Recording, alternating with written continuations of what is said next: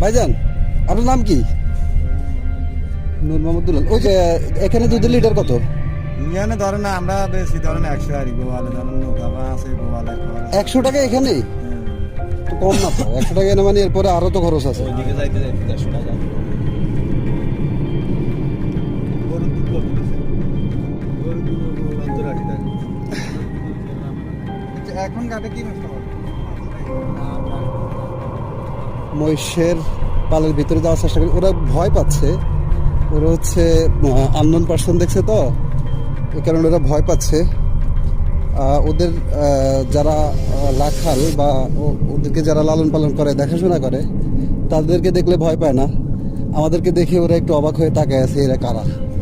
এরা কি ভিন গ্রহের কোনো এলিয়েন চলে আসছে নাকি, এরকম চিন্তা ভাবনা করতেছে মনে হয়। তো এই যে সবগুলা দেখেন, এই যে তাকায় আছে দূর থেকে দূর থেকে দূর থেকে দূর থেকে সবাই তাকায় আছে। এই যে একজন তাকায় আছে, সে ভয় পাচ্ছে, ভাবতেছে আমি কি নাকি কে। ভয় পেয়ে এই যে সরে যাচ্ছে। তবে নোয়াখালীতে এত সুন্দর একটা জায়গা আছে। আমরা নোয়াখালীর মানুষ, নোয়াখালীর সন্তান, কিন্তু নোয়াখালীতে এত সুন্দর জায়গা আছে আমরা জানতাম না। তো আমাদের আজকে আরও ট্যুর প্ল্যান আছে। এখান থেকে মুসাপুরে যাব, বাট এখানে ঢোকার পরে তো ভাবতেছি এখানে তো সারাদিন কাটাই দিই, মুসাপুর যেতে ইচ্ছা করতেছে না এখন আর। এখানে অনেকগুলো বক দেখতে পাচ্ছেন উড়ে যাচ্ছে, ওই যে ওই পাশে অনেক দেখা যাচ্ছে, অনেক অনেক অনেক বক।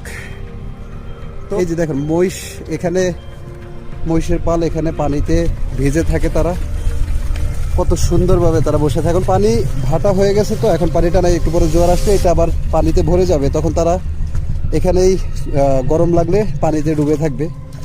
এই যে অনেকগুলো বসে আছে কাদামাটিতে, গরম লাগছে যার কারণে ওরা পানিতে বসে আছে, বসে ওরা আরাম করছে।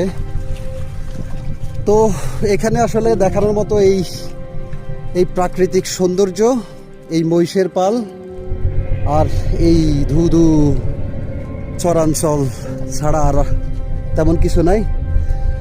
আমি যদি আরেকবার একটু পুরো চারপাশটা একটু ঘুরাই দেখাই। আমাদের এখান থেকে শুরু করলে এই যে বকেট পাল থেকে, তারপর ঘুরতে ঘুরতে ঘুরতে ঘুরতে ঘুরতে ঘুরতে ঘুরতে ঘুরতে দেখতেই পাচ্ছেন চারপাশটা কেমন, ধুধু চরাঞ্চল। এখানে 3-4 জন মানুষ শুধু, যাদেরকে পেলাম এই মহিষের পালগুলোকে দেখাশোনা করে। সত্যি আমি মুগ্ধ হয়েছি। বিস্তীর্ণ চরাঞ্চল, সবুজ মাঠ,